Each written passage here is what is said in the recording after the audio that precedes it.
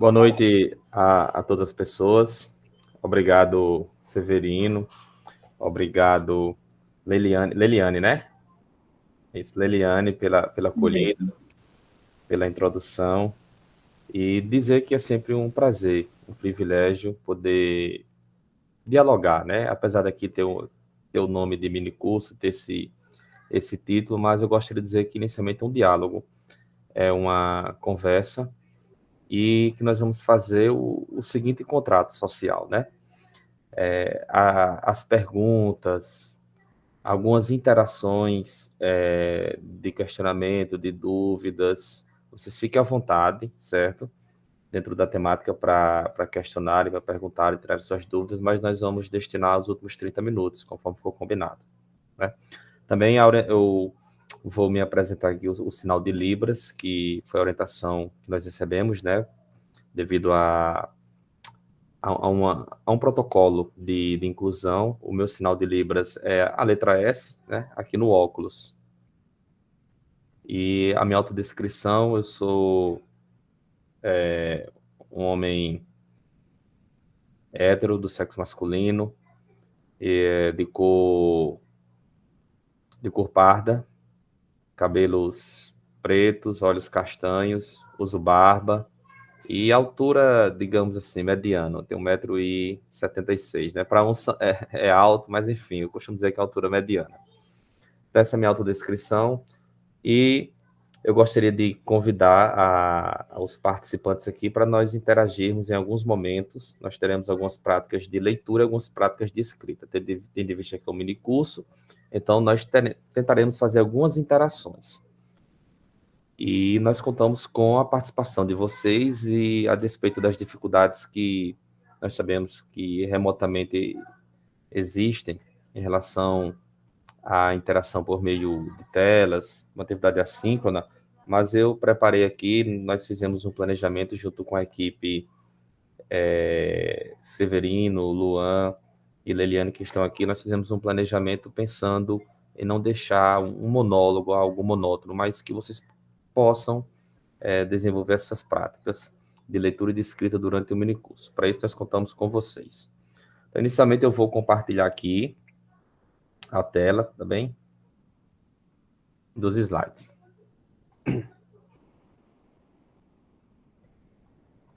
Caso alguém também queira interagir pelo chat, ou se eu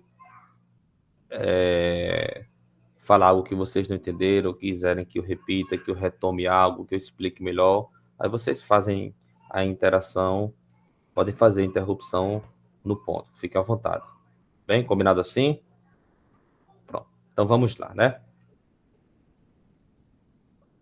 Práticas situadas de leitura escrita na EJA, alfabetização para emancipação cidadã. Quem sou eu? O que Severino leu foi o que está no Lattes, né? Mas nem tem coisas que não cabem no Lattes, como, por exemplo, quem do Tupi-Guarani, Potiguar, comedor de camarão, professor, flamenguista, leitor de Machado de Assis, ouvinte de Caetano Veloso e fã dos Racionais MCs, né? Esse sou eu, o que não cabe, o que não está no lápis. Deixa eu só desativar aqui o som aqui para mim. Pronto, ficou melhor assim. Eu vou voltar para cá. O nosso planejamento para este momento, né, o projeto de dizer, digamos assim, contempla esses 5 pontos. Afinal, onde estamos? É o primeiro ponto. O segundo ponto, o que são práticas sociais? O terceiro ponto, o que significa alfabetizar sob a perspectiva dos letramentos? 4. Como desenvolver práticas de leitura e escrita sob a perspectiva dos letramentos? E 5. Como a alfabetização pode contribuir para a emancipação cidadã? Se vocês observarem, nós temos aí 5 perguntas, né? Porque eu não pretendo trazer respostas, não pretendo trazer soluções. Pretendo refletir, pretendo interrogar vocês, pretendo tentar incomodar, tentar mexer, no sentido de que vocês possam interagir e se questionarem problematizarem a prática pedagógica, né? Esse é o nosso objetivo, é problematizar a prática pedagógica. Por isso que nós temos essas 5 perguntas. Possivelmente surja algo que eu não saiba responder, mas eu vou até utilizar a literatura para me justificar, né? Como diz Manuel de Barros, eu tenho o privilégio de não saber de tudo, e isso explica o resto. Então vamos lá. Dando continuidade aqui, quando eu digo assim, ler e escrever são verbos transitivos. O que é que vocês entendem quando eu digo que ler e escrever são verbos transitivos? Alguém gostaria de interagir aí pelo chat, ou até mesmo falar aqui? O que é que vocês entendem por isso? Ler e escrever são verbos transitivos.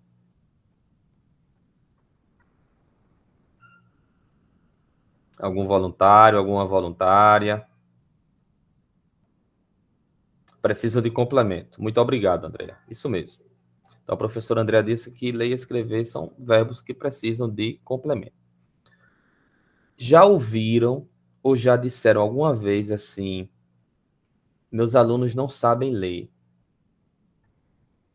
ou meus alunos não sabem escrever, mas não sabem ler o quê? Ou não sabem escrever o quê? Porque quem lê, lê alguma coisa, quem escreve, escreve alguma coisa. Então, quando nós dizemos assim, meus alunos não sabem ler, o sentido está comprometido, porque esse é um verbo transitivo, precisa de complemento. E quando nós pronunciamos a seguinte frase, meus alunos não sabem escrever, o sentido também está incompleto. Mas escrever o quê? Que tipo de gênero? Ou qual a função social de um texto? Ou para quê? Por quê? Então, são perguntas que nós precisamos nos fazer, né? Então, meus alunos não leem, meus alunos não sabem escrever, são frases que nós precisamos refletir muito bem sobre o aspecto, eu diria, do sentido, tendo em vista que neste minicurso nós compreendemos leitura e escrita como práticas sociais. Leitura e escrita são práticas sociais. Eu gostaria que alguém fizesse a leitura desse texto aqui, desse excerto de um texto. Alguém se disponibiliza, se voluntaria para fazer a leitura desse texto? Está grande na tela, mas é pequeno. É porque a concepção de texto pequeno mudou, né? Eu me lembro que quando eu estudava, início de ano, a professora passava, faça uma redação no mínimo 30 linhas sobre suas férias, né? Então, para a gente, 30 linhas era um texto grande, 40 linhas era um textão. Mas hoje em dia, com os estudantes, se a gente mandar um estudante fazer um texto de 10 linhas, para ele é Ave Maria, né? Para eles, um texto suficiente é um texto com 5 linhas. Um áudio hoje de 2 minutos, a gente se pergunta se é um podcast, né? Eu não tenho paciência, né? Quem não adianta para a velocidade, quem não coloca lá na velocidade 1,5 ou 2, ou quem não adianta, escuta um pouquinho o início e adianta lá para o final. Então, assim, a questão da lógica do que é grande hoje, o que é pequeno é muito relativa, né? Especialmente nas práticas de leitura escrita. Texto hoje com 10 linhas já é considerado grande. Alguém gostaria? Só abrir o microfone e começar. Pronto, André. Fica à vontade, querida. Só abrir o microfone aí.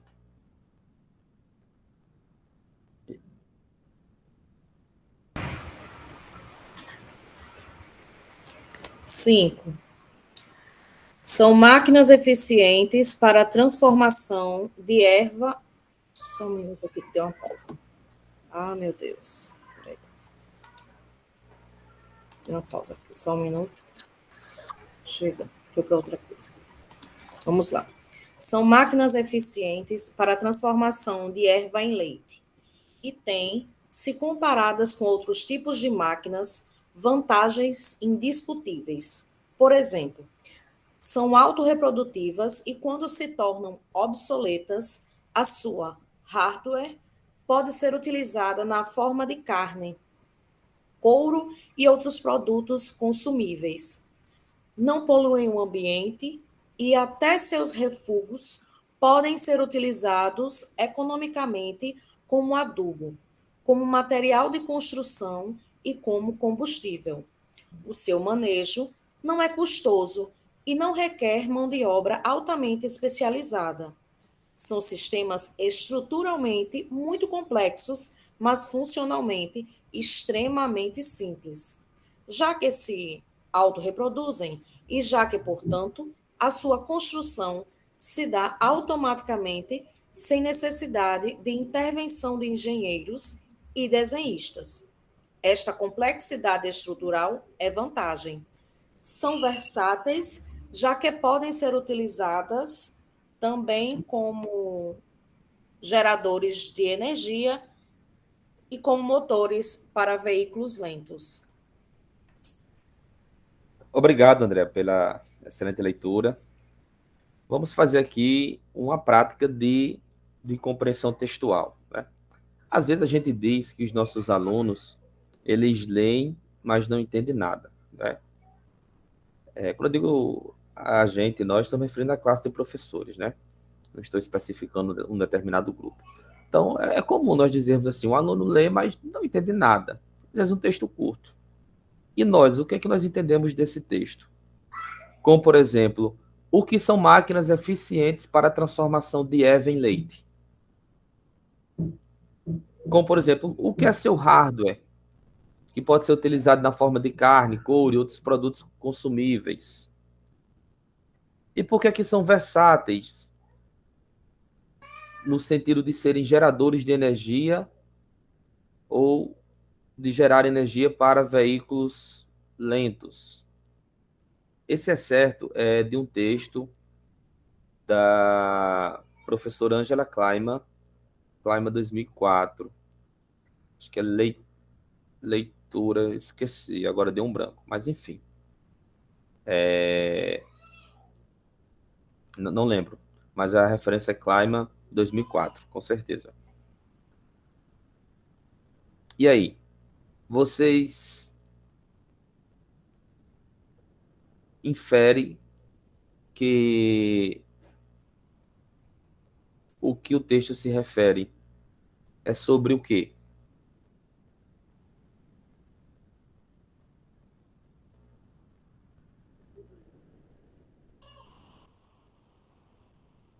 Esse texto está se referindo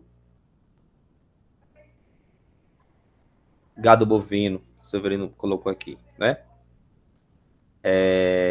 Exatamente, né? Quando diz assim, deixa eu olhar aqui os comentários, estou demorando um pouquinho, estou acompanhando. Isso, Josefa. Está se referindo a algum animal, exatamente. Quando diz assim, são máquinas eficientes para a transformação de erva em leite. Que tipo de animal específico é esse? Que transforma a erva em leite? A vaca, né? Ela consome o capim e produz o leite. E quando diz assim, sua hardware, sua carcaça pode ser utilizada na forma de carne, couro e outros produtos consumíveis, né? Não polui o ambiente e até seus refugos podem ser utilizados economicamente como adubo, como construção, como material de construção e como combustível. Podem ser utilizadas também como geradores de energia, como motores para veículos lentos. Por que esse texto é importante, né? Paulo Freire diz que nem só a leitura de mundo, nem só a leitura da palavra.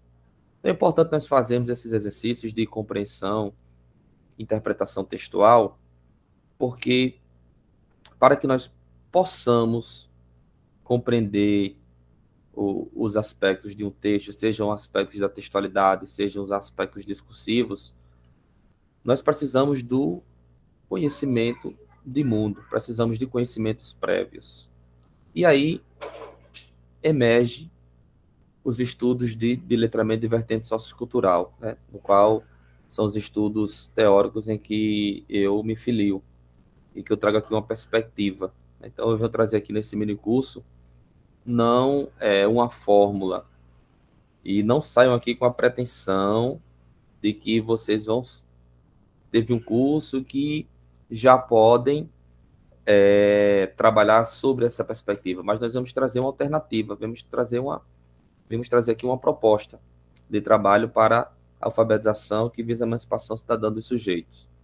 Então, esse exercício é bom para nós percebermos o quanto e como contribui a leitura prévia, a leitura de mundo. Em nenhum momento aí fala sobre vaca, mas o que se pode inferir, o que se pode depreender a partir dos nossos conhecimentos de mundo é a essa compreensão. Então vamos continuar aqui nosso exercício. Eu gostaria que outra pessoa pudesse ler esse texto aqui, para nós fazermos mais um exercício aqui de compreensão. Esse aqui é da professora também, Angela Kleiman, texto leitor, 1989, a referência. Quem gostaria de fazer a leitura desse texto, esse aqui é menorzinho.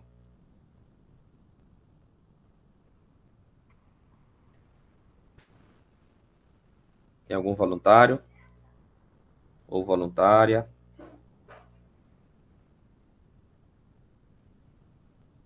Eu vou fazer a leitura aqui e aguardo vocês nas perguntas. Vamos lá. Eu posso fazer, professor. Pronto, professor. Obrigado. 5. Como gemos para financiá-lo, nosso herói desafiou valentemente todos os risos desdenhosos que tentaram dissuadi-lo de seu plano. Os olhos enganam, disse ele. Um ovo e não uma mesa tipificam corretamente esse planeta inexplorado. Então, as 3 irmãs fortes e resolutas saíram à procura de provas, abrindo caminho, às vezes através de imensidões tranquilas, mas a miúde através de picos e vales turbulentos. Os dias se tornaram semanas, enquanto os indecisos espalhavam rumores apavorantes a respeito da beira. Finalmente, sem saber de onde, criaturas aladas e bem-vindas apareceram anunciando um sucesso prodigioso. Alguém conhece esse texto aqui? Alguém sabe quem é esse herói?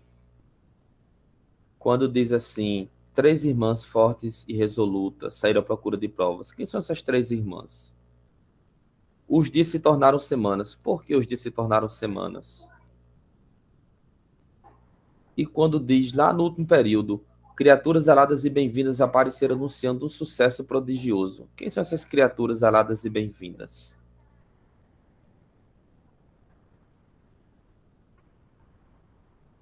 Alguém tem algum palpite sobre qual o tema desse texto, sobre qual o assunto? Esse texto ele fala de quê?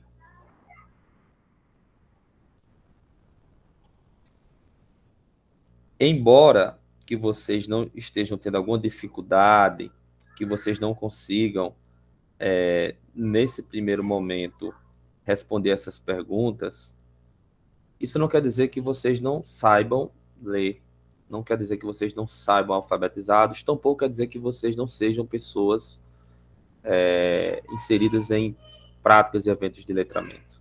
Mas isso aqui é uma questão de conhecimento prévio, é uma questão de letramento, de acesso, né, à leitura. E a gente também não domina todos os conhecimentos, não é? Mas esse exercício é importante justamente porque para nós compreendermos o texto, nós precisamos de determinados textos, né, certos gêneros, certos textos específicos como esse aqui, nós precisamos de conhecimentos prévios a respeito da temática, porque eles contribuem para o estabelecimento de relação de sentido. Esse texto aqui, ele trata da descoberta da América por Cristóvão Colombo. Então, o herói aqui é Cristóvão Colombo. Quando diz assim, um ovo e não a mesa, né, faz referência a Colombo. As 3 irmãs fortes e resolutas que saíram à procura de provas são as 3 caravelas, Nina, Santa Maria e Pinta. E quando diz assim, os dias se tornaram semanas, isso quer dizer que a viagem se prolongou muito, demorou muito tempo, né? E quando eles chegaram à América, eles avistaram as criaturas aladas, bem-vindas, né? E foram bem-vindas as criaturas porque anunciaram o sucesso prodigioso. Que sucesso prodigioso é esse, né? a chegada de Cristóvão Colombo à América. Embora que aí esteja descoberta, mas historicamente a gente pode discutir esse conceito de descoberta, né? Mas era assim como estava lá no texto, né? Hoje nós temos outra visão histórica sobre isso. Mas eu mantive porque o formato como está lá no texto. Então, observe como o conhecimento prévio, como a leitura de mundo, ela, como diz Paulo Freire, precede a leitura da palavra. Como a leitura de mundo, ela antecede a construção de sentidos. Se eu chegasse aqui para vocês e dissesse isso, a leitura de mundo precede a leitura da palavra, a leitura de mundo contribui para a relação de sentido, como diz Paulo Freire, seria mais uma frase, mais uma citação dita de forma isolada e que vocês talvez não refletissem de um modo mais prático, de um modo mais pragmático, de como a leitura de mundo, os conhecimentos prévios contribuem para a aprendizagem, para o processo de alfabetização e letramento. Por isso que eu trouxe esses 2 exercícios de leitura, de compreensão e interpretação textual, para que vocês primeiro vivenciassem e depois eu viesse com o conceito, né, freiriano. Vocês vão ver aqui muito mais sobre Paulo Freire. Vou fazer outro exercício com vocês. Esse vídeo aqui é muito interessante. Gostaria que vocês prestassem bastante atenção. Tá bem? Então, eu vou compartilhar com vocês uma produção de um aluno do 6º ano, que essa produção foi realizada pela professora Gleice Azevedo, da UFRN. Eu vou compartilhar aqui com vocês. Se tiver saindo... Peraí, tá não. Já vi que não está. Só um momentinho. Vou compartilhar aqui.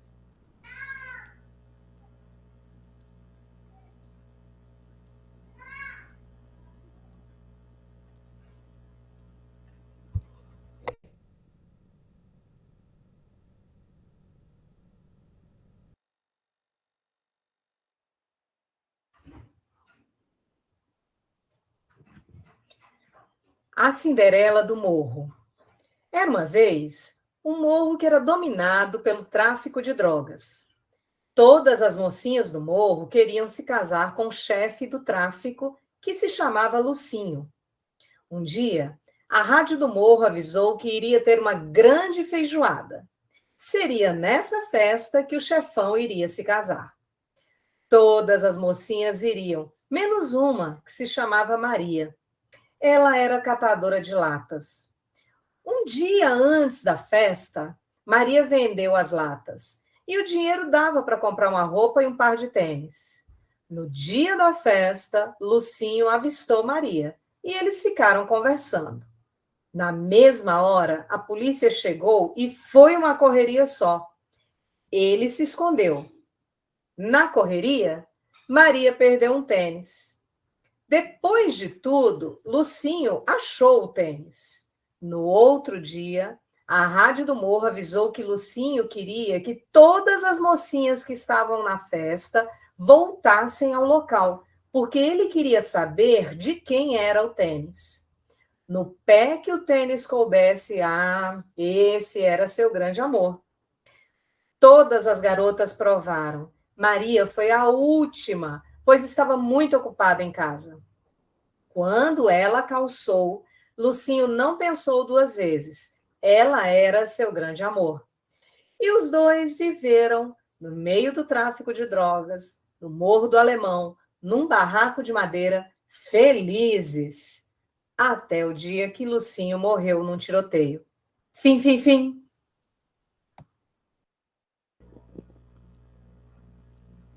Deixa eu fazer uma pergunta aqui a vocês, com base... Deixa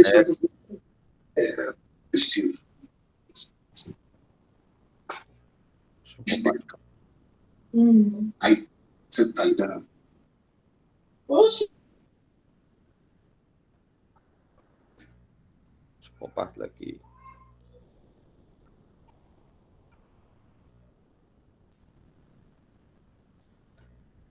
Esse texto ele foi escrito após várias sessões, né, de leitura compartilhada de contos de fadas.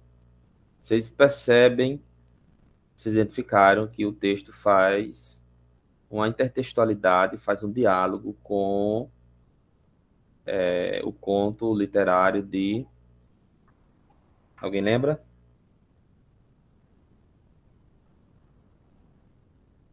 A Cinderela, né? É uma releitura da obra Cinderela, intertextualidade, né? E esse conto ele foi escrito por um estudante do sexto ano de uma escola pública estadual de Natal, aí do município de Natal. Eu digo aí do município de Natal porque eu estou falando de Santa Cruz. Foi na escola pública do bairro de Mãe Luísa.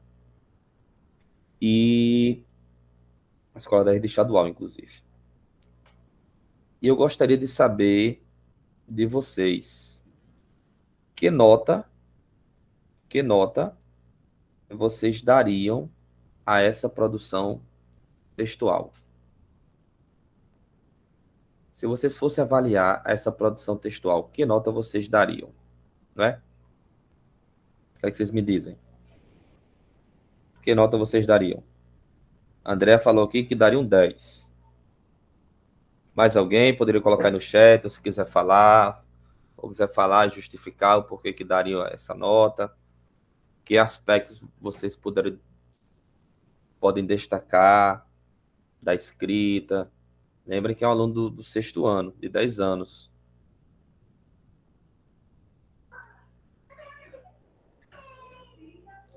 Pronto. Agora, para a surpresa de vocês, ao conto A Cinderela do Morro, né, a releitura, foi atribuída a nota 0 pela professora de português do sexto ano. Então, a professora atribuiu nota 0 a esse texto. E aí vem uma pergunta: o que a teria motivado a atribuir a esse texto? Eu vou colocar aí no chat um link para que vocês possam melhor. Leliane, você pode compartilhar o link? Acho que fica até mais fácil colocar no chat que eles só clicam, né? E quem quiser utilizar também o QR Code, fica à vontade.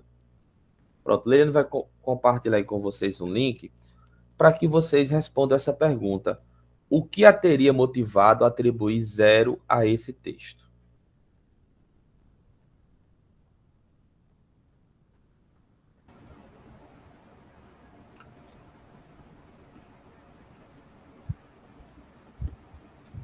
Professor, Oi, auxiliadora, à vontade.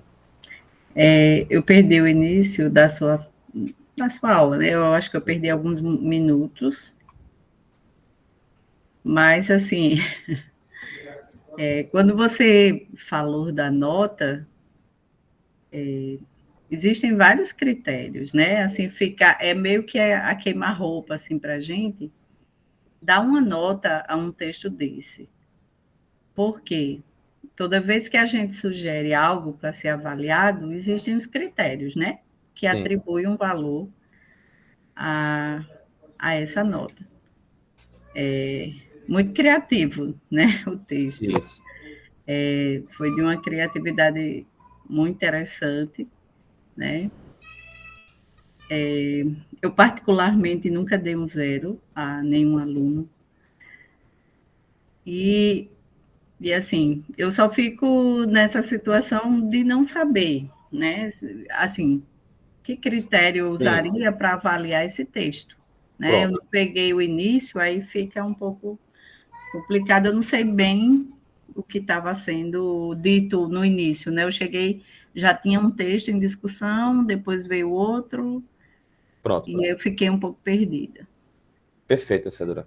Vamos retomar um pouquinho aqui para você entender. Esse texto, A Cinderela do Morro, que o estudante produziu, ele foi escrito após várias sessões de reescrita. E, aliás, deixa eu corrigir aqui. Após várias sessões de reescrita, esse texto ele foi avaliado pela professora. E a professora atribuiu nota 0. É como você diz, né? De uma forma mais holística, de uma forma mais ampla, a gente tentar compreender o porquê que a professora atribuiu 0 a esse texto passa por uma questão de avaliação. Mas que hipóteses, digamos assim, ou qual seria a motivação da professora atribuir nota 0 a esse texto? Vamos tentar fazer esse exercício? Será que ele fugiu da temática? Será que houve preconceito linguístico? Será que é porque tem determinadas... Enfim, vamos tentar fazer esse exercício aqui. Aí vocês respondem aí no Padlet. Vocês clicam e colocam as respostas dele. As respostas que vocês consideram que seria a motivação da professora. Fique à vontade, não se preocupe muito nos critérios, não. Vamos tentar fazer esse exercício aqui. E aqui não existe resposta certa, não existe resposta errada, existe ponto de vista. A forma como nós observamos, olhamos para o objeto, tá bem? Vou dar 2 minutinhos aí para vocês responderem. 2 minutinhos é uma metáforazinha, viu? Mas vou dar mais ou menos esse tempinho aí, um pouquinho mais só.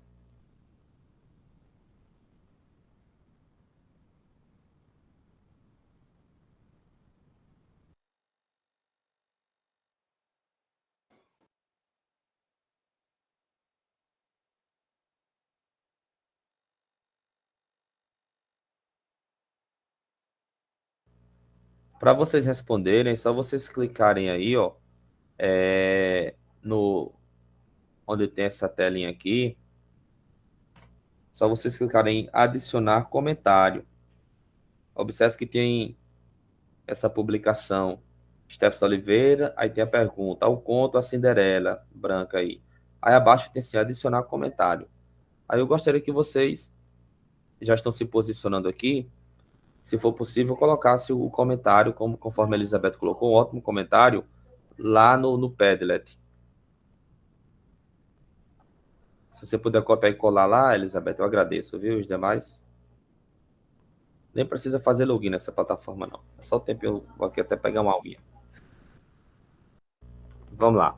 Nós tivemos aqui a participação de Elizabeth, né? Obrigado, Elizabeth, pela sua interação. E ela... Vou até ler aqui. Talvez a professora se restringiu a um olhar puramente gramatical. Talvez apenas observou o texto com um olhar politicamente incorreto, preconceituoso por trazer como personagem principal um indivíduo que andasse fora da lei. Muitas são as conjunturas que podemos fazer. Não sabemos quais critérios objetivos a professora tinha elencado para corrigir a sua atividade. Contudo, de certo, faltou, no mínimo, sensibilidade. Algo importante na prática pedagógica para o ensino-aprendizagem, considerando o lugar de fala do aprendente. Elizabeth, parece que você leu o texto, sabe? Eu vou compartilhar aqui. A perspectiva foi justamente esta. Né? Deixa eu compartilhar aqui. Pronto. O que de fato aconteceu foi justamente o que a Elizabeth apontou. A professora teve um olhar puramente gramatical. Observem que o texto que eu apresentei para vocês foi a oralização dele, né? Foi o texto na linguagem oral, né? Na prática de linguagem oralizada. Nós temos várias práticas de linguagem, né? Leitura, escrita, oralidade, análise linguística e semiótica, enfim. Eu apresentei o texto a vocês oralizado pela professora. Porém, o texto do estudante é este aí. Este é a produção escrita, é a produção escrita que ele entregou à professora. Então, a professora analisou com base na escrita. Ela recebeu o texto escrito, não recebeu o texto nessa versão oralizada que vocês receberam. Então, quando ele diz aí, ó, era uma vez, olha a palavra vez, o erro ortográfico, né? O morro que era dominado pelo o tráfico, falta o quê? Falta acentuação, porque é uma palavra proparoxítona, enfim. Tráfico de drogas, todas as mocinhas. Então, se vocês observarem esse texto, do ponto de vista, como a Elizabeth muito bem colocou, puramente gramatical, não merecia um 10. Embora eu também considere que não merecia um 0. Mas nós observamos que esse estudante tem muitas dificuldades nas questões gramaticais. Mas nos aspectos da textualidade, como, por exemplo, coerência, o texto ele é muito coerente. Ele tem uma progressão temática, ele tem uma progressão textual muito boa. Era uma vez, aí ele faz a releitura perfeita com a obra A Cinderela. Há esse diálogo entre gêneros, intergenericidade, entre textos, intertextualidade. Do ponto da análise linguística e semiótica, o texto tem semioses. E um texto multissemiótico é difícil de você fazer, como, por exemplo, vocês não estão observando imagens aí, mas tem uma semiose, uma semiótica aí. A semiótica está presente nesse texto. Quando, lá no final, quando diz assim, fim, fim, fim, fim, né? Fim, fim, fim. Isso remete ao quê? Ao som do tiro. Então, isso é semiótica. Então, se vocês observarem os aspectos da discursividade, como, por exemplo, visões de mundo, ideologia, aspectos históricos, culturais, você vê tudo isso, a vivência do bairro dele, como ele chama o lugar, o morro, algumas questões culturais, como, por exemplo, a feijoada, a festa de um chefão que queria se casar, enfim. O final desse casal, eles moravam num barraco de madeira, Lucinho morreu num tiroteio. Se vocês observarem, tem muitos aspectos aí no texto, aspectos discursivos, de textualidade, que demonstra diversas capacidades e habilidades textuais do estudante. Mas, Irene, o critério que ela utilizou foi justamente esse que a Elizabeth apontou. Foi o critério apenas gramatical. A avaliação dela contemplou apenas o aspecto gramatical.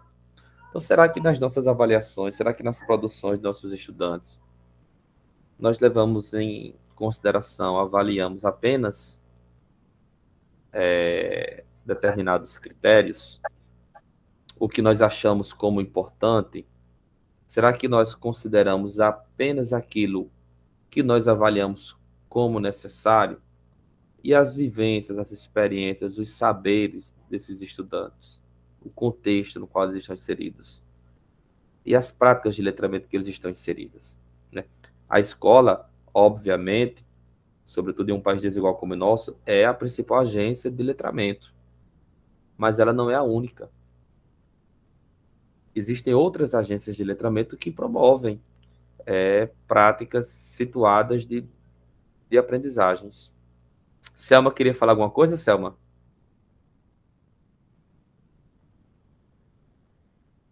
Isso, Yara, exatamente. O texto ele tem coerência, ele tem esse aspecto da progressão temática, a sequência de fatos que você fala, retrata a realidade, riqueza de olhares.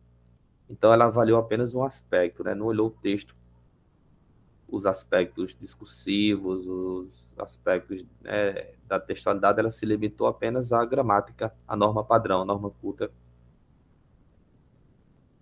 Um ótimo exercício, né? Mas daríamos para nós continuarmos aqui discutindo, mas nós temos um tempinho a cumprir, já são 19h20.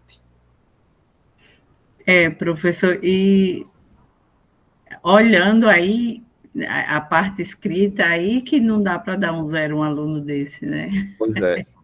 Tem muita coisa aí que ele não merecia um 0. Exatamente. Então vamos lá, né? Então, há uma diferença, por isso que eu trago esse quadro aqui para vocês, há uma diferença entre prática social e prática emancipadora.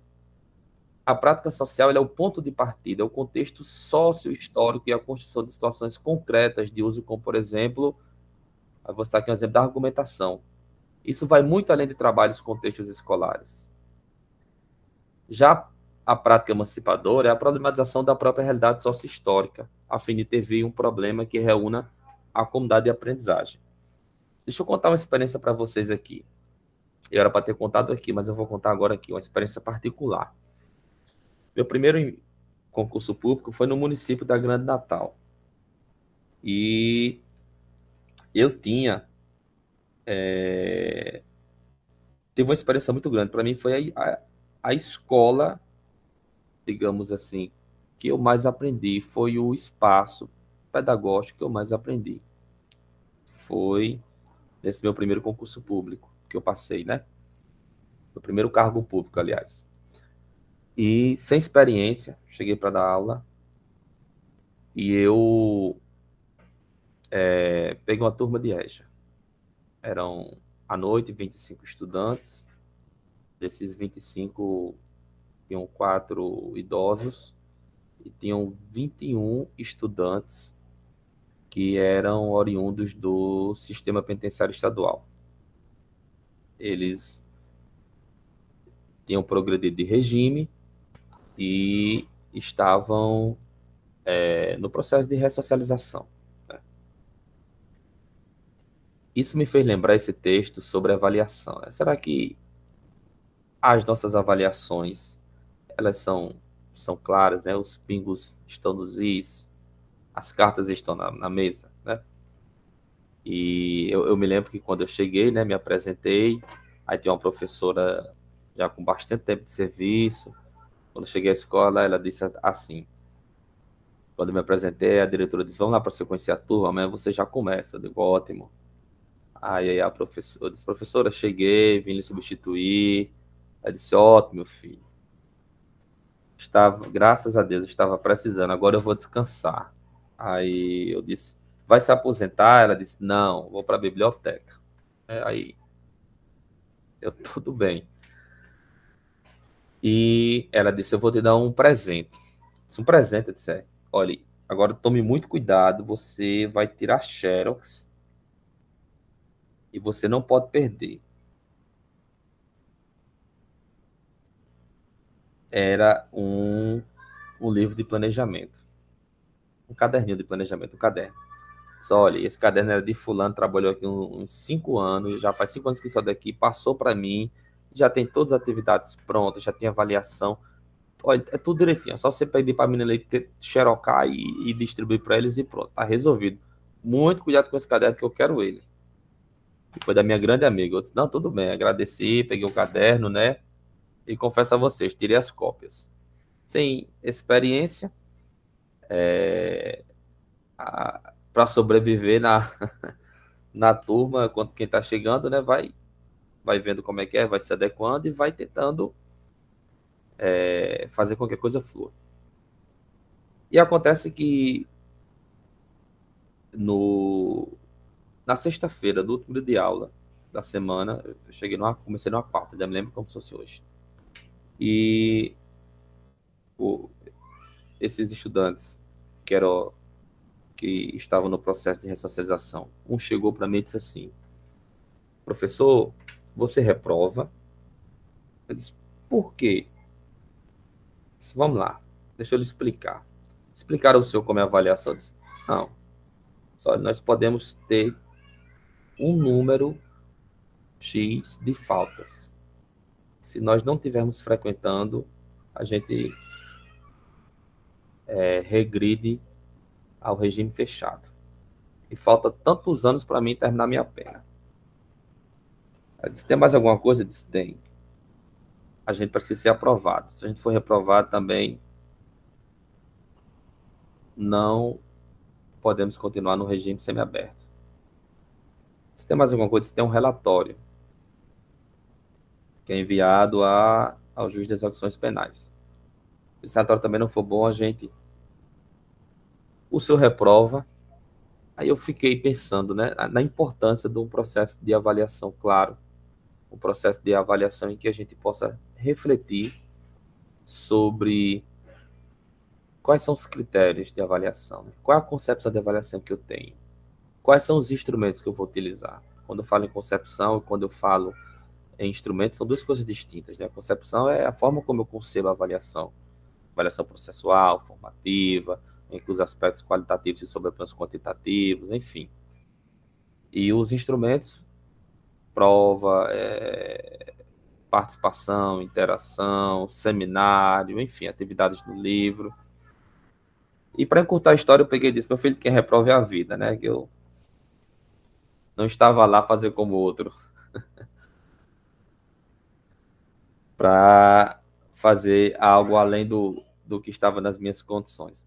Mas isso é importante para nós compreendermos a importância da avaliação na educação de jovens e adultos, né? Na educação em geral.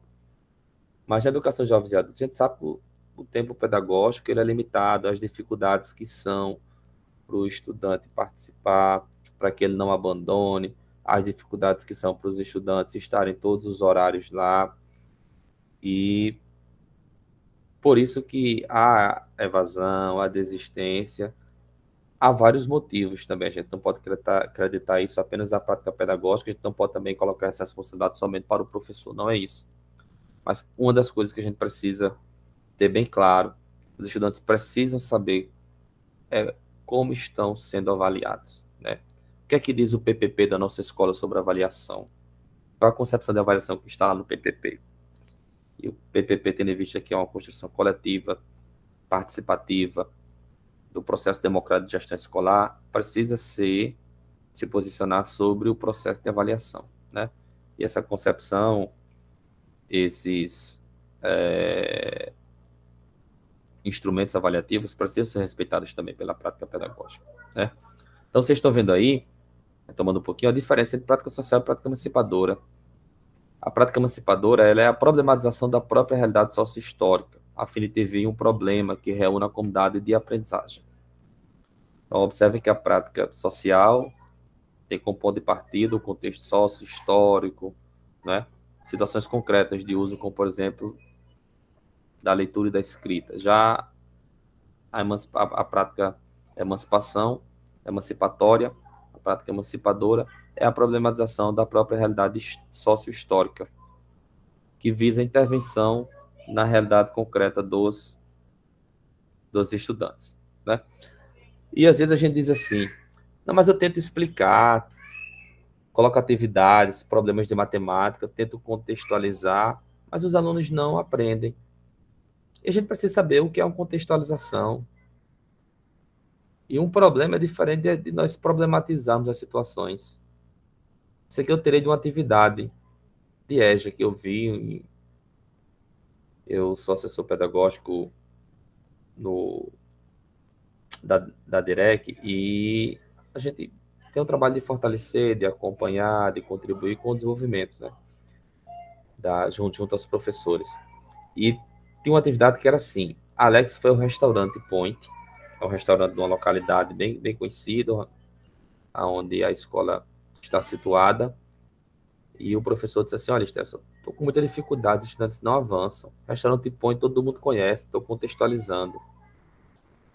Aí eu vi o problema, Alex foi ao restaurante Point e pediu 3/8 de uma pizza de mozzarella. E eu fiquei me perguntando, quem é que chega em uma pizzaria e pede 3/8 de uma pizza? Né? Quem é que chega como, por exemplo, em uma feira e pede 1/4 de uma melancia? Pelo menos aqui em Santa Cruz, e eu penso que no Rio Grande do Norte inteiro, melancia é o seguinte, ou ela é inteira, ou ela é uma banda. E quando a gente quer um pedaço menor, a gente diz assim, me dê a metade de uma banda? Ninguém fala assim, me dê um meio. Então, o que é a prática social? Às vezes a gente pensa que estamos contextualizando, às vezes nós pensamos que estamos em uma prática de emancipatória, mas na realidade isso não faz sentido. Na realidade isso não está situado nas vivências, nas experiências do dia a dia. Ninguém chega para pedir 3/8 de uma pizza, ninguém chega para pedir 1/4 de uma melancia. A gente pede a melancia inteira, ou pede uma banda, e se quiser um pedaço menor, a gente pede o quê? Me dê a metade dessa banda aí, pronto. É mais ou menos assim, né? Então, às vezes o contexto é só um pretexto, é só um texto prévio para pronunciar um conteúdo que está lá de forma descontextualizada e nós pensamos que estamos contextualizando, né? Quer ver um bom exemplo disso? Olhe como foi esse caso aí, foi na Bahia, e olha a análise desse gráfico que a apresentadora fez. Deixa eu ver aqui.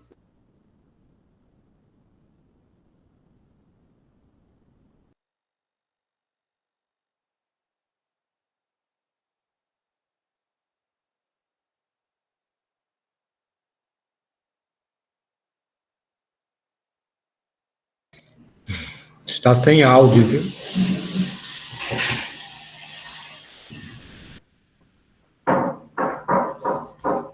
Tá sem áudio? Está.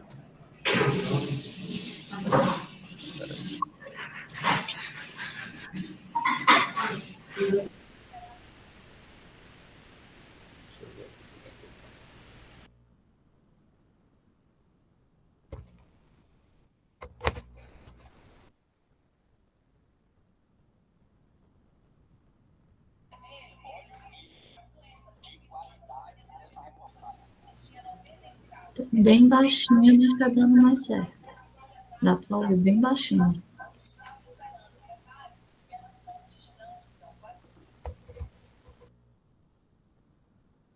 Beleza, vamos lá. Se vocês observarem, eu vou tentar aqui fazer a transcrição. Ela vai dizendo assim: olhe, isso foi na época da pandemia. Olha a curva do gráfico aqui dos casos confirmados, né?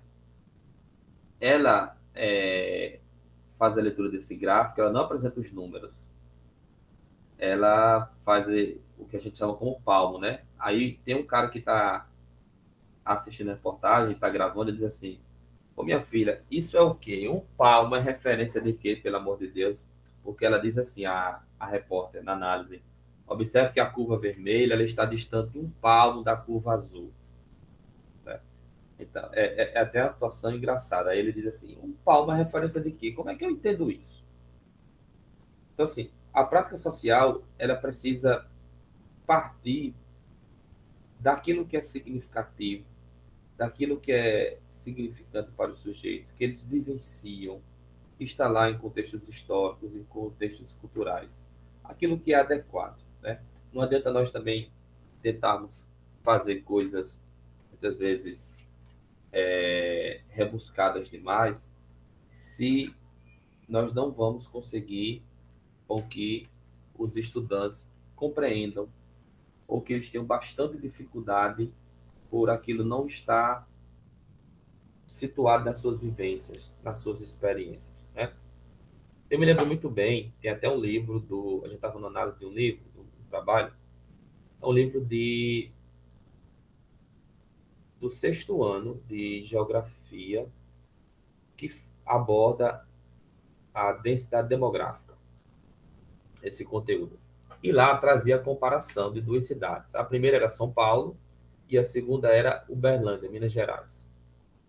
E aqui em Santa Cruz nós estávamos discutindo em uma escola da rede estadual e os alunos com dificuldade de compreender o professor de geografia explicando que para os estudantes era muito difícil compreender aquilo, o conceito de densidade demográfica e suas implicações, porque tem estudante que não conhecia Natal. Então, assim, como é que a pessoa vai ter noção do que é a densidade demográfica de uma cidade como São Paulo? Eu fui algumas vezes a São Paulo, mas não tenho nem noção do tamanho daquela cidade. Uberlândia eu não conheço. Imagina um estudante que não conhece Natal. Como é que ele compreende aquilo? Então, por mais que seja um conteúdo que precisa aprender, mas aquilo está distante da realidade dele. Talvez se fosse para fazer uma adequação no conteúdo, uma adaptação de uma cidade com outra pertinho, da densidade demográfica, talvez de um bairro para outro, enfim, da zona urbana para a zona rural, também geografia, não sei nem se é possível todos esses exemplos, mas o que eu estou querendo dizer aqui, as aprendizagens precisam ser vivenciadas, precisam ser experimentadas, precisam fazer sentido para os estudantes. Então, isso nos leva a compreender, aí vamos entrar aqui na parte mais teórica um pouquinho, que letramento não é um método, letramento não é alfabetização e letramento não é habilidade. Então, inicialmente, eu estou dizendo a vocês aqui o que não é letramento.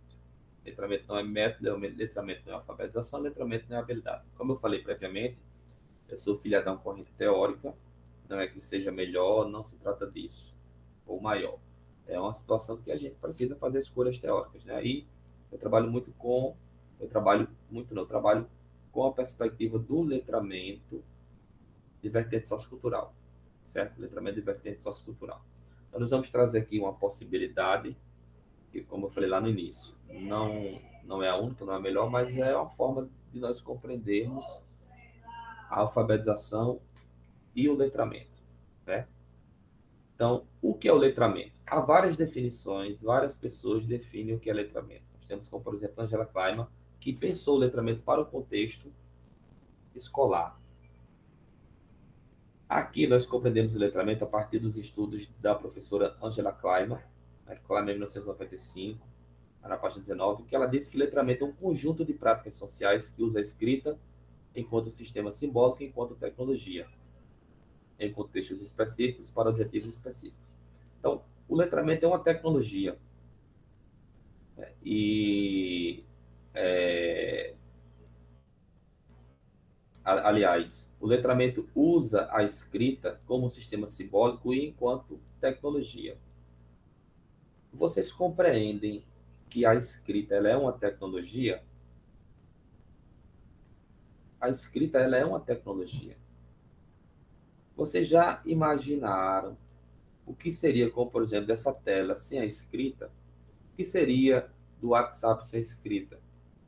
O que seria do computador, dos sites de informação como o G1 sem a escrita?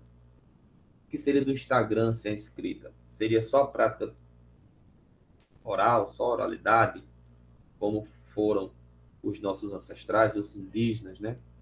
É muito importante a oralidade. Os conhecimentos aprendizados eram transmitidos a partir de práticas orais, né? Quem nunca ouviu história de Trancoso, então os elementos culturais, históricos, eles eram compartilhados a partir da oralidade. Mas a escrita é uma tecnologia e uma tecnologia fundante para as demais. Hoje nós consideramos que é inviável um smartphone, aplicativos, enfim, o desenvolvimento tecnológico sem a escrita. Seria só iconográfico, seria só ícones, só oralidade. A escrita ela é uma tecnologia. Então nós assumimos esse conceito de letramento. E a partir desse conceito nós temos dois outros conceitos muito importantes na alfabetização de jovens e adultos, que é o evento de letramento e as práticas de letramento. O evento de letramento é uma situação qualquer, como por exemplo, uma situação qualquer em que uma pessoa ou várias agem por meio da leitura e da escrita. A aula é um evento de letramento. Um seminário é um evento de letramento. Uma exposição é um evento de letramento. Uma mostra cultural na escola é um evento de letramento. A culminância de um projeto na escola é um evento de letramento. E as práticas de letramento são o quê? É um conjunto de atividades que envolvem a língua escrita para alcançar determinado objetivo em um contexto situado de aprendizagem, né, associado a saberes, tecnologias, competências, enfim, tudo que é necessário para a sua realização. Então, as práticas que são desenvolvidas no evento de letramento, elas são esse conjunto de atividades, certo? Então, eu penso que ficou claro para vocês, né, o evento de letramento e as práticas de letramento.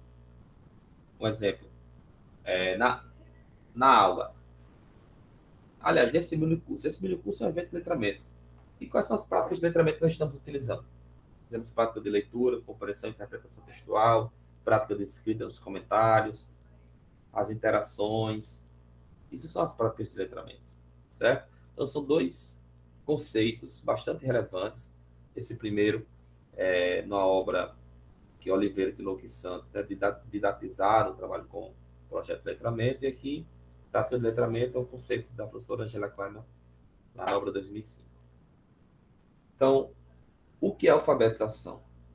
Para a professora Angela Kleiman, a alfabetização é uma prática constituída de forma processual, em que mobiliza diversos saberes para participação em práticas de letramento nos mais diversos campos de atividade humana. E a alfabetização, ela não pode ser dissociada do letramento. São processos distintos, mas são indissociáveis, são inseparáveis. E ela entende que a alfabetização, ela é uma prática de letramento. Certo? Nem toda prática de letramento é uma alfabetização, mas a alfabetização, ela é uma prática de letramento. Então, nós compreendemos aqui a alfabetização como uma prática de letramento, e não o contrário.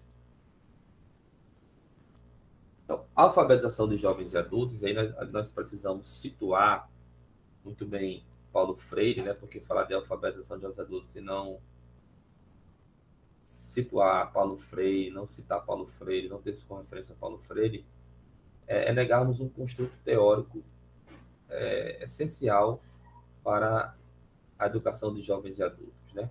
Então, a alfabetização de jovens e adultos implica leitura crítica, relações entre o eu e o outro, compreender a escrita, a leitura, as práticas de linguagem com práticas sociais. Por isso que Paulo Freire vem dizer que, na alfabetização de jovens e adultos, ter voz é ser presença crítica na história. Isso significa dizer que nesse processo de alfabetização de jovens, adultos e idosos, a gente também não pode esquecer dos idosos, né? Nós observamos muitos idosos fazendo parte das turmas e precisa ser dado a esses sujeitos o direito à voz, né? Eles precisam ter o direito à voz, mas também precisam ter autonomia nas interações, precisam que sejam respeitadas as suas formas de enxergar o mundo, as suas visões de mundo, as suas ideologias, as suas crenças, os seus valores. Então, tudo isso precisa estar presente na alfabetização de jovens e adultos, né? E certa vez, Paulo Freire foi perguntado qual era o método dele para ele alfabetizar, né? E ele genialmente diz assim: eu preferia dizer que não tenho método. O que eu tinha quando muito jovem, há 30 ou 40 anos, não importa o tempo, era a curiosidade de um lado e o compromisso político do outro. Então, não há um método, Paulo Freire, apesar desse período de muitos falarem, né? Há sim o que ele chama de dialética, há um percurso metodológico, obviamente, mas um método em si não. E o principal para Paulo Freire é justamente isso: compromisso político, mediante o direito à educação que é negado a essas pessoas que não tiveram a oportunidade de serem alfabetizadas no tempo em que deviam, mas que no tempo da educação regular, mas que o Estado precisa garantir no momento em que essas pessoas estão disponíveis ou que têm interesse e que precisam continuar os estudos, né? Então, o que Paulo Freire diz aí é que o que ele fez foi uma crítica ou dialética da prática educativa, né? Há uma certa metodologia, como eu falei, mas o que ele vem dizer é que a, a pedagogia freiriana é mais um método de conhecer e não de ensinar. Por isso que conhecer as vivências, as experiências, conhecer o educando, ele é mais importante do que nós estarmos apenas ligados às questões de dados, às questões de ensino, né? A aprendizagem passa por conhecer. O Paulo Freire entende a alfabetização não apenas como aquisição mecânica da leitura e da escrita, né? Mas como leitura crítica do mundo. Então, a educação de jovens adultos precisa ter esse papel conscientizador, emancipador, precisa desenvolver a autonomia dos sujeitos, né? E, para isso, é muito importante nós compreendermos que as vivências desses sujeitos precisam estar presentes. E não é em qualquer tipo de atividade, né? As atividades não podem ser de qualquer modo. Não podem ser atividades apenas de reprodução, fotocopiadas. Não podem ser atividades infantilizadas, né? É muito comum ainda observarmos atividades infantilizadas. Tratar a educação de jovens e adultos como se fosse a alfabetização de crianças. É outro processo, outros sujeitos. Metodologicamente precisa de um outro percurso, né? Quando ele fala em aquisição mecânica, ele está falando do Baba Bibobu, das atividades de decorar. Então, precisamos superar essa perspectiva da atividade mecânica, da alfabetização, a partir de somente atividades fotocopiadas. Obviamente que as atividades fotocopiadas, muitas delas são importantes, mas nós não podemos limitar a elas, né? Não pode ser somente essas atividades fotocopiadas ou atividades infantilizadas. Tratarmos a educação de jovens e adultos como se estivéssemos alfabetizando crianças. Paulo Freire também vem destacar que, enquanto ato de conhecimento e ato criador, o processo de alfabetização tem um alfabetizando o seu sujeito, ou seja, nós precisamos sempre olhar para o sujeito, porque a construção da linguagem escrita, ela precisa partir justamente das vivências de sujeitos para que a gente não anule a criatividade dos educandos. E isso muitas vezes ocorre pelo fato de nós negligenciarmos, e a gente sabe a rotina como é do professor, questão, às vezes temos duas cargas horárias, na maioria das vezes temos duas cargas horárias, na maioria das vezes o deslocamento contribui muito, mas assim, precisamos compreender a importância do planejamento participativo, né? Reconhecermos as necessidades, reconhecermos quais são os interesses dos sujeitos, porque é através do conhecer o outro que a alfabetização, na perspectiva de Paulo Freire, a alfabetização de jovens e adultos, ela se sustenta, né? Desse conhecer o outro. Então, é uma relação pedagógica como outra relação qualquer. Precisamos ser ouvidos, mas também precisamos ouvir, né? Então, a alfabetização de adultos é vista como um ato político, um ato de conhecimento, por isso mesmo, como um ato criador. Isso vai, aquilo que eu falei agora há pouco, além da memorização mecânica do Babebi Bobu ou dos Laleli Lolu. Quando fala que a educação é um ato político, Paulo Freire fala sobre a importância dos jovens, adultos e idosos atuarem para a transformação da realidade. Eles precisam partir da realidade concreta e a alfabetização, ela necessariamente precisa fazer com que os sujeitos sejam autônomos e possam interferir na sua realidade concreta, possam transformar a sua realidade, certo? Então, quando ele disse que a leitura do mundo precede a leitura da palavra, é justamente por aquelas práticas que nós observamos agora há pouco, né? Ou seja, a linguagem e a realidade, elas se entrelaçam de forma bem dinâmica. E a compreensão do texto, ela é alcançada a partir da leitura crítica. E isso implica a percepção das relações entre texto e o contexto, né?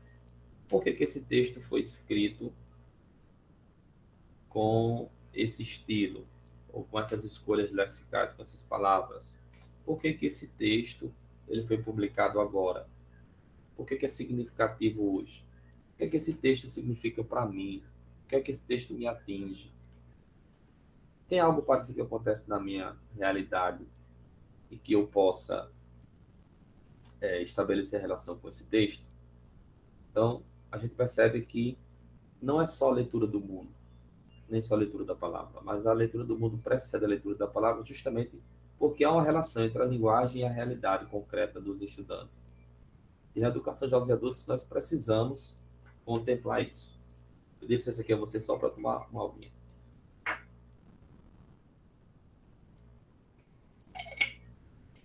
Olha como isso é importante. Vou fazer outro exercício aqui.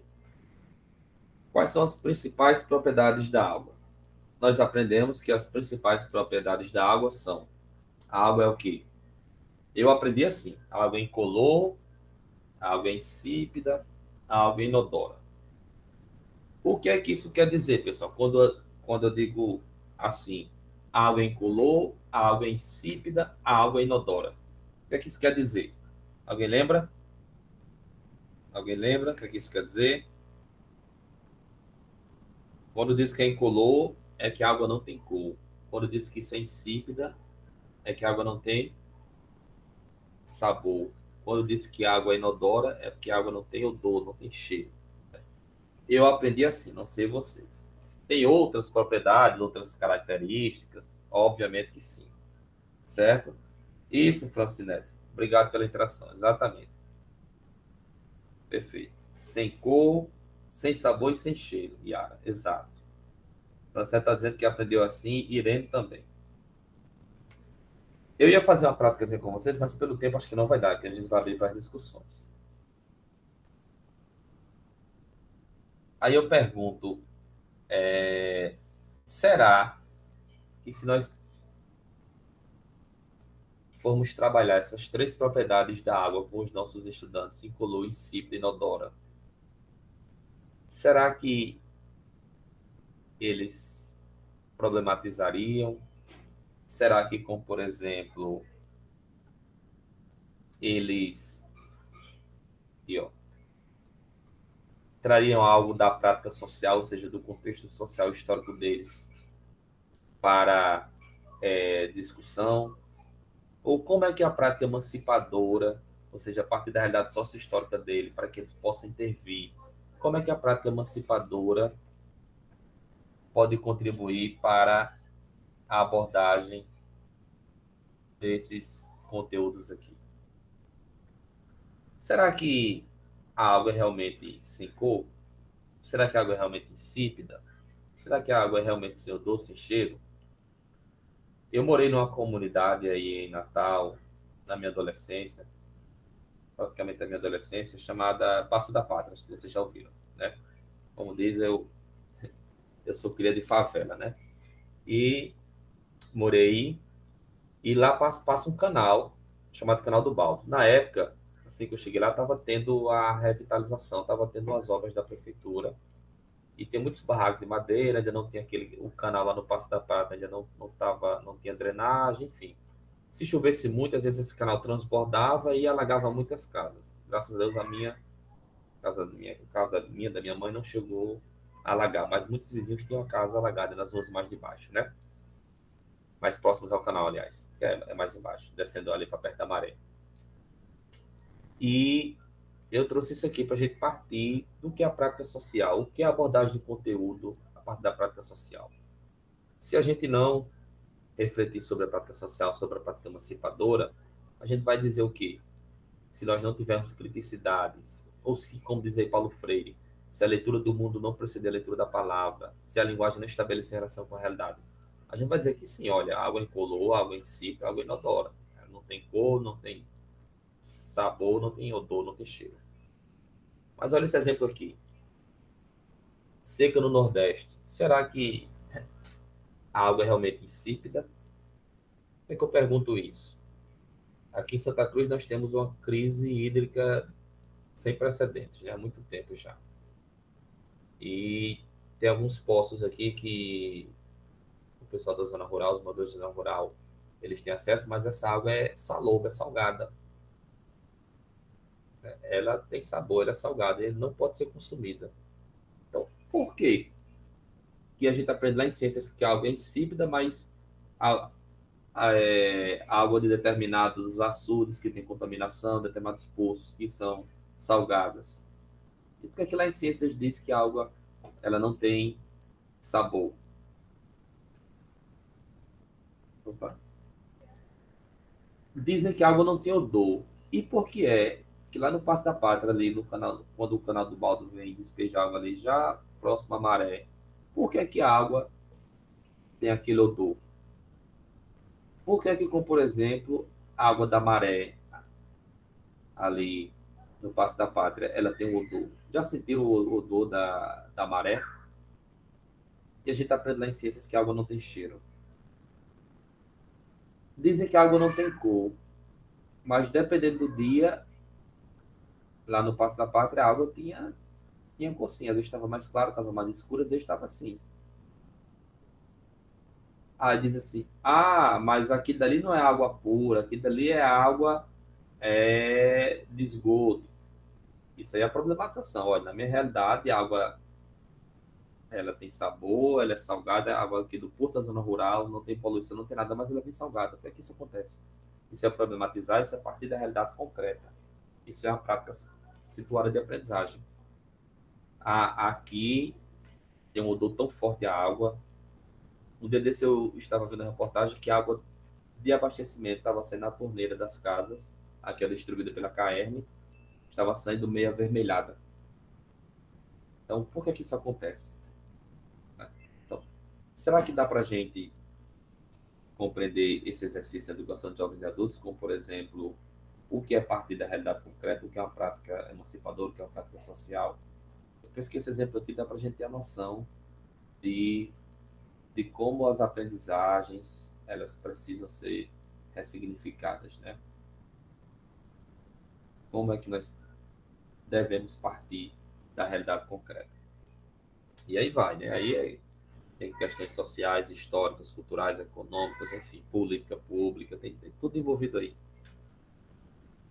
Então, dos, a emancipação dos sujeitos passa por garantir o direito à vez e à voz, porque é pela voz. Aliás, imagina aqui. A emancipação dos sujeitos passa por garantir o direito à voz, porque é pela voz que nos constituímos como cidadãos críticos e conscientes. O sujeito emancipado tem acesso aos seus direitos e cidadania e exerce criticamente sua agência cívica. Santos 2020. Então, emancipar o sujeito, né? Emancipação, o que é? Emancipação é o contrário da alienação. Né? Emancipar o sujeito é o contrário da alienação. Então, para isso, eles precisam ter direito à voz, porque é a partir da voz que eles se constituem como cidadãos críticos e conscientes capazes de intervir na sua realidade, na realidade concreta. E um sujeito emancipado, ele vai em busca dos seus direitos para que ele possa exercer a cidadania, né, de forma crítica. E isso é muito importante em um país desigual como o nosso, em um país em que muitos direitos nossos são negados, inclusive o direito à educação de jovens, adultos e idosos. Por isso que a alfabetização ela precisa ser emancipatória, né? Porque é a partir da cidadania que os sujeitos eles podem lutar por seus direitos, por melhores condições de vida e que eles possam transformar a sua realidade concreta. Isso aqui é um exemplo que eu trago para vocês de um projeto emancipação do sujeito para a alfabetização do sujeito para a emancipação cidadã, que foi realizado aqui na regional da DIREC de Santa Cruz, na 7ª DIREC, a partir da política de superação da educação de jovens e adultos. Aí é a alfabetização de jovens, adultos e idosos no assentamento do MST. Né? Então, o conceito de cidadania, que nós trouxemos agora há pouco, ele está entrelaçado à criticidade ao direito à vez e voz. Certo? Então, para Paulo Freire, a cidadania se cria com a presença ativa. Não há sujeitos passivos, não há sujeitos inertes que possam ser cidadãos. Né? A cidadania pressupõe presença ativa, pressupõe criticidade e precisa estabelecer isso com relação com a coisa pública, com os nossos direitos, com os nossos deveres, com a participação social. Né? Por isso que nós acreditamos que a educação, ela sozinha, ela não é capaz de transformar tudo que há no mundo, tudo que há na nossa realidade. Mas também sem ela, as coisas não mudam a tempo e a modo, né? Toda mudança passa por ela, necessita dela e não se faz sem ela, conforme preconiza Paulo Freire. Né? Por isso que é importante garantir a participação popular nesses processos de cidadania. E como, Stephenson, você falou o que é, mas como fazer isso? Né? Importante dizer o que é, importante trazer situações práticas, mas como? Como é que eu alfabetizo na perspectiva do letramento? O que é alfabetização como prática de letramento? Nós trazemos aqui uma abordagem, uma sugestão, uma possibilidade, um percurso, que é o trabalho com o projeto de letramento. Vocês estão vendo o card aí, o projeto de letramento no PROEJA, uma experiência no IFRN. O nome do projeto de letramento é Hora de Votar, Cidadania e Participação Política em Questão. E esse projeto foi desenvolvido por vários participantes, dentre eles a professora doutora do IFRN, Ivoneide Bezerra de Araújo Santos Marques. E o que é um projeto de letramento? Para isso, nós recorremos à Plaima 2020, página 238. É um conjunto de atividades que se origina do interesse real na vida dos alunos e cuja realização envolve o uso da escrita. Isto é, A leitura de textos que, de fato, circulam na sociedade e a produção de textos que serão lidos. É um trabalho coletivo dos alunos e professor, cada um segundo sua capacidade. Então, o trabalho com o projeto de letramento é um conjunto de atividades, né? No trabalho com o projeto de letramento, os gêneros textuais, como, por exemplo, artigo de opinião, carta, comentário, receita, enfim, os gêneros, eles não são determinados previamente, não há lista prévia. Eles emergem para atender às necessidades e os interesses reais dos alunos, né? As atividades que envolvem leitura, envolvem escrita. Então, os gêneros emergem nesse processo. O projeto de letramento parte de uma problemática, ele parte de temáticas que sejam de interesses de temáticas que são interessantes aos estudantes e que eles consideram a relevância desse trabalho com o projeto de letramento para que eles possam desenvolver diversas aprendizagens. Então, considerar a possibilidade de educar para a cidadania é, antes de tudo, possibilitar aos alunos o domínio dos gêneros discursivos. Eu trabalho com gênero discursivo, conforme a professora Santos, 2012, 1959, ele favorece a inserção no universo de práticas de letramento cívico. Por isso que nós trazemos esse trabalho como projeto de letramento, como uma possibilidade, como uma organização didática viável para a educação de jovens adultos, né? Para promover a emancipação, para promover a cidadania, para promover a autonomia dos sujeitos. Por isso que nós não podemos falar em cidadania nas escolas deste país enquanto o direito à educação pública de qualidade não for devidamente respeitado.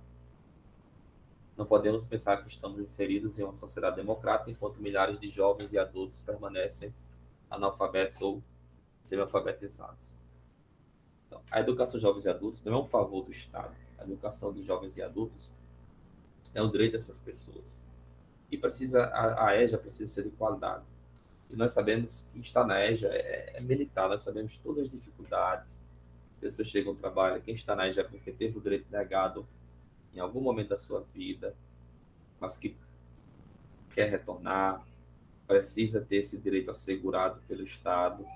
E nós sabemos das dificuldades, o que é um trabalhador passar o dia inteiro, muitas vezes pegar ônibus, estar lá para assistir a aula cansado, e precisa de condições de estrutura, de merenda, infraestrutura, recursos, tudo isso precisa ser mobilizado, né? Então, a educação precisa ser de qualidade, conforme diz a professora aí, Ivoneide, né? Então, essas são as referências. E como é um minicurso, eu não poderia deixar de trazer essas questões teóricas, mas eu penso que eu trouxe questões bastante práticas, inicialmente para vocês, para tentar prender a atenção. A minha estratégia foi trazer reflexões, trazer aqueles textos de exercícios, trazer aquele vídeo, práticas de escrita, para que depois eu fizesse uma abordagem breve, mas também consistente, em que a gente se ancora para sustentar a proposta do minicurso. Obviamente, é ingênuo eu pensar que só esse momento, a gente sabe que é curto, é o suficiente para que vocês possam, como, por exemplo, trabalhar com o projeto de letramento. Mas é o ponto de partida que a gente precisa, talvez, iniciar, talvez repensar a nossa organização didática, que contribua para a educação de jovens e adultos e idosos, né? Sempre lembrando que os idosos precisam ser sempre lembrados nesse processo, tá bem? Então, estou aqui à disposição, vamos ver aqui com os moderadores aqui, com o Severino Júnior e com a Leliane, se alguém tem alguma dúvida, algum questionamento, estou aqui à disposição. Isso mesmo. Nós vamos agora abrir, queremos a participação dos professores de EJA que estão presentes. Vamos dar vez e voto a vocês. É a oportunidade de vocês comentarem, se pronunciarem, perguntarem ao professor, interagir, enfim, né, conosco.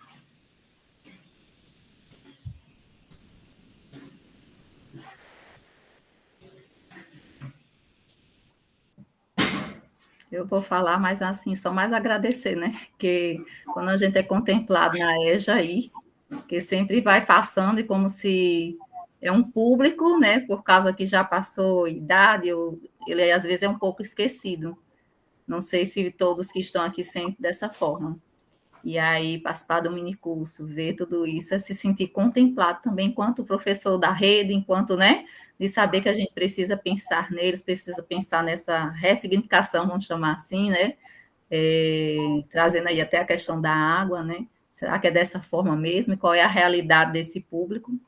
E aqui a gente que é também da Zona Oeste, que é um público também carente, que a gente passa por tantas questões, às vezes de um dia trabalhando, né? Então, trazer um pouco aí do Paulo Freire, do chão da escola, da realidade, eu acho que foi bem significativo. Só agradecer mesmo, né, por todo o aprendizado. Professor maravilhoso aí. Franceta, é muito interessante você falar isso, né? E que bom que, como se diz, já ser contemplada, né? É um avanço. Geralmente, assim, nós estamos em um período que a preocupação é com o IDEB, ensino fundamental, anos iniciais, anos finais, quinto, nono ano. Mas também fico muito feliz em essa proposta voltada para a EJA, porque a EJA, historicamente no Brasil, eu não estou me referindo especificamente à rede municipal de Natal, mas historicamente a EJA é inviabilizada, né? E nós sabemos o quanto é difícil estar e atuar na EJA. Como eu falei, é um processo de militância mesmo, né? Então, fico muito feliz pelo seu relato e, como eu explico, uma das práticas que eu trouxe que a gente precisa refletir é justamente sobre alguns conceitos que não são básicos, como, por exemplo, da água. Mas, quando fala em prática social, quando fala em prática emancipadora, é isso. Será que essa água é realmente assim para todos, né? Na minha casa, a água é incolor, é tudo isso aí. Mas, os meus alunos, né? E aspectos, como, por exemplo, da lei do bairro, talvez, quando você fala Zona Oeste, eu acho que é Felipe Camarão, Bom Pastor, essa região, né? Então, assim, será que o projeto de letramento, a partir disso, um exemplo da falta d'água, a partir de esgotos, enfim, como é que a gente poderia buscar o engajamento, a participação ativa desses jovens, né? Eu penso que o projeto de letramento é algo viável justamente porque parte das necessidades e interesses reais deles. Obrigado pela sua participação, viu? Fiquei muito feliz. Mais alguém gostaria de falar? Professora Helena, pode falar.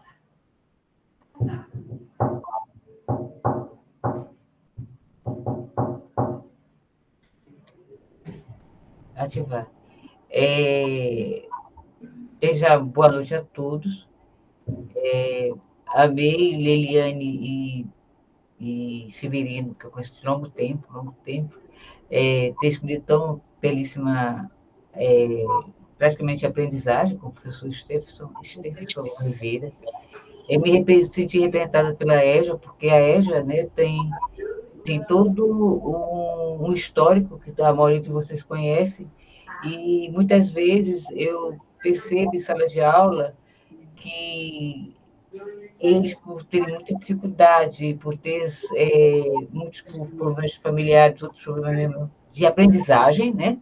De aprendizagem, eles se consideram, assim, de vez em quando, muitas vezes se consideram incapazes de aprender. Então, eu acho muito bonito quando vê essa realidade da EJA, porque eu vou dizer aqui uma experiência que eu tive. Uma vez na escola municipal Quarto Centenário, um aluno meu perguntou uma vez para mim em sala de aula. Eu nunca me esqueci disso. Professora, craque bom é craque amarelo ou branco? Juro, faltou chão, eu não sabia nem para onde ir.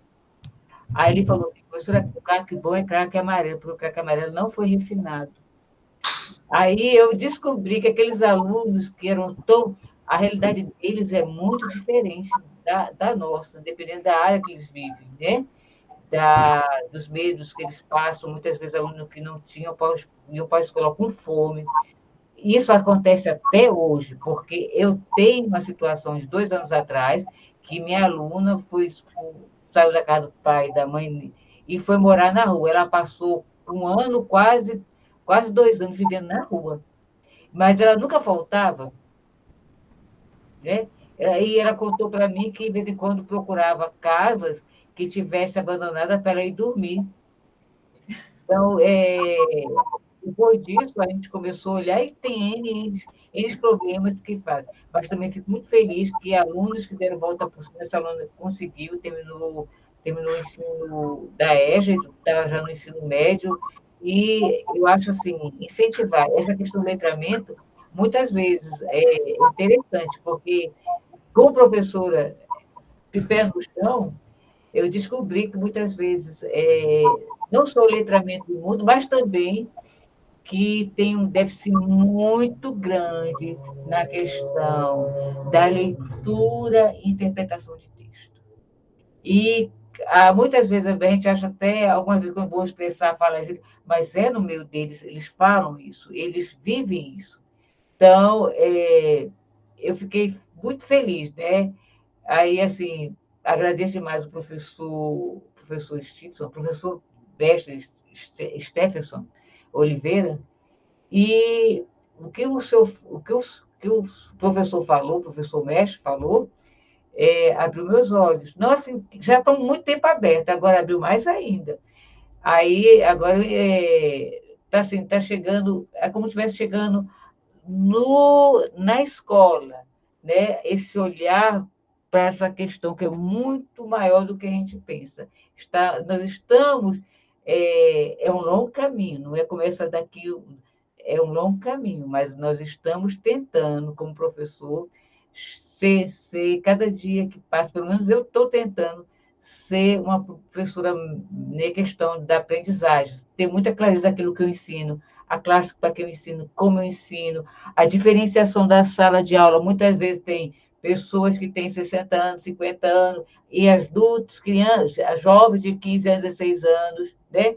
Então, essa realidade é muito interessante. E eu pego, muitas vezes, os mais velhos, cujo mais novo é muito interessante. Quando eles contam as histórias de vida deles, é muito interessante. E a gente começa a perceber, e teve uma aula que eu fiz que eles amaram, eles amaram. Estou agora lembrando, não, mas foi muito bom que eles amaram, participaram muito, porque trouxemos a realidade deles, cada um foi falando da realidade deles, e no final se tornou uma aula, foi o turno todinho para falar o que eles queriam falar sobre eles, né? E também isso serve para até mesmo a questão, tanto da leitura como letramento, né? Para significar esse aluno no mundo. E eu acho que o mais importante é mostrar para esses alunos que eles têm direito, eles são capazes de ir para o ensino maior até chegar na universidade pública. Porque esse seria o meu grande sonho, que todos os meus alunos da EJA, quando fizessem os testes para entrar na universidade, tanto pública, federal como estadual, conseguisse também, não se sentisse, porque eu já assisti uma palestra lá no IFRN, que o aluno cobrou. Eu quero saber por que o currículo para a EJA do ensino médio tem tão pouco assunto para a gente, porque eu quero conhecer, eu quero saber. Eu não quero que alguns conteúdos que vão cair no Enem, que antigamente, antes do Enem era vestibular, porque me falta esses conteúdos que são importantes para mim. Eu achei muito, e foi os próprios alunos dentro do IFRN da Zona Norte que falou isso para todos nós escutarmos. Eu achei muito interessante, porque teve uma aula com eles lá, eles explicando cada coisa. E eu fico muito feliz quando eu vejo essas iniciativas. Eu espero que o senhor venha mais vezes conversar com a gente, que tem muita experiência para trocar, e nós também temos muita experiência para trocar com o senhor. Tá certo? E muito obrigada, Liliane, muito obrigada, Severino, obrigado, professor, e obrigada a todos que estão aqui. Me senti acolhida. Helena, eu parto do princípio que nós aprendemos em comunhão, né? E, obviamente, nós somos professores, né? A gente precisa ter o rigor científico, obviamente, sobretudo se tratando de educação, até por uma questão de valorização profissional, para que também não cheguem algumas visões e, como foi em um tempo bem recente, em que pressupunha que uma pessoa com notório saber podia dar aula, né? E, Helena, eu fiz essa abordagem um pouco mais contextualizada, mais próxima da realidade, sem largar o rigor científico, o critério da ciência, por justamente eu saber o que é a EJA, saber o que é, como diz assim, o chão da escola, né? Eu, obviamente que não é que quem não tem lugar de fala não possa falar, não se trata disso, né? Porque lugar de fala todos nós temos. Mas, assim, uma coisa é lugar de fala do aluno, outra coisa é lugar de fala do professor, outra coisa é lugar de fala do diretor, de alguém da secretaria. Há um prisma na visão aí. Mas eu acredito muito na educação popular de jovens, adultos e idosos, e que essa educação ela precisa ser próxima, ela precisa partir da realidade, para que possa fazer sentido, né? Para que possa fazer sentido aos estudantes. Porque se forem somente atividades reprodutoras, copistas, atividades mecânicas, infantilizadas, elas não dão conta, como por exemplo, quando o aluno pergunta o que é mais puro, como você falou, a respeito acho que foi do crack, né? Ou da cocaína, enfim, do crack. Professor, deixa eu me interromper, ele perguntou para mim, porque eu estava falando sobre drogas. Isso, E o aluno, pequenininho, pro Wilson até não dele, falou assim, professora, diga aí, crack bom é crack branco ou amarelo? isso. Obrigado. Então, assim, atividades copiadas, mecânicas, reprodutoras, elas não dão conta disso, né? Não dão conta da realidade. E por isso que os estudos de letramento e vertente sociocultural compreendem a alfabetização como a prática do letramento, né? E nós precisamos ter um percurso metodológico que a gente possa se ancorar. Por isso que eu trouxe aquela perspectiva do trabalho com o projeto de letramento, né? Porque parte da realidade concreta, parte da necessidade dos estudantes. Eu penso que a EJA precisa atender a isso, necessariamente. Partir da necessidade, dos interesses reais dos estudantes, né? Naquela realidade concreta. Para que a escola vai ajudá-lo? Porque que é importante eles saberem terem acesso à linguagem norma, linguagem padrão, norma culta. É importante saber, a gente não pode negar, é um direito dos estudantes, ainda mais em tempos de hoje, de IFRN, de Enem, desses exames aí, nossos estudantes precisam ter acesso à norma padrão, norma culta. Mas mais importante, como por exemplo, de saber o que é oração subordinada, substantiva, restritiva, reduzida de infinitivo, é ele saber os usos sociais no dia a dia, para que ele utilize aquilo, qual o que é mais adequado. Então, atender às necessidades deles nesse sentido, sem negar nenhum direito a eles, né? Conforme você falou. Os estudantes de EJA precisam ter acesso aos conteúdos porque é um direito deles, né? Aquilo que eles consideram como relevante. Obviamente que atendendo também, sobretudo, as orientações da rede, né? Não é algo autônomo também na EJA, não é algo sem sistematização, não é algo de qualquer jeito, a qualquer tempo, a qualquer modo. Não se trata disso.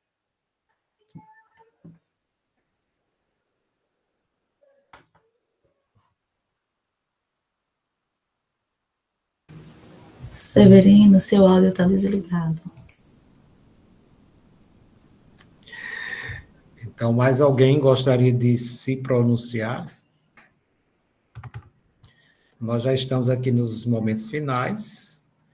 A gente quer agradecer a presença de todos, tanto dos professores cursistas que estão aqui presentes, e também queremos agradecer a presença do professor Stephenson, dizer que a sua exposição foi, assim, muito significativa para a EJA, e nas nossas formações nós caminhamos e trilhamos por essas linhas teóricas, né, do letramento, de alfabetizar letrando, dos multiletramentos, sempre visando realmente a formação de um aluno, um cidadão crítico, que possa se colocar, que possa interagir na sociedade em que ele está inserido, na sua comunidade, no seu dia a dia.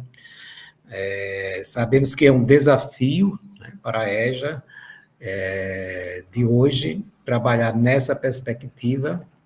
A gente precisa quebrar paradigmas, né, superar diversos obstáculos, mas a gente acredita que, continuando firme, a gente vai chegar e atingir esses nossos objetivos. Gostaria que o professor Stefson fizesse as suas conclusões finais e depois a professora Leliana encerra. Eu agradeço a oportunidade, né? Mais uma vez é um privilégio, é um prazer dialogar com vocês, compartilhar algumas vivências, algumas experiências. Nós aprendemos em comunhão, aprendemos com o outro. E para mim foi mais uma experiência muito significativa, né? Coloco-me à disposição, sempre que precisar, estou aqui. É uma oportunidade ímpar que a gente precisa muito valorizar, porque nós aprendemos na interação e as vivências, as experiências, elas também contam muito, nos constituem como sujeitos, né? Como profissionais. E fiquei muito feliz em a EJA ter ampliado o espaço, em a EJA ter justamente tido esse avanço na rede municipal de Natal e com certeza vai avançar cada vez mais. Muito obrigado.